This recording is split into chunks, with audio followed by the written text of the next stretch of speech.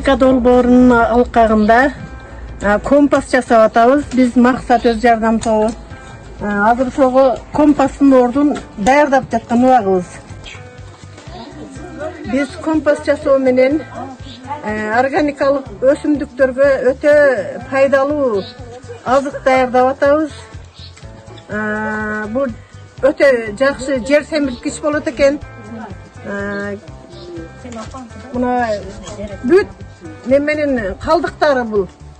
Çöptün, жараксыз çöptөр, дарактардын жалбырактары, майда шактары.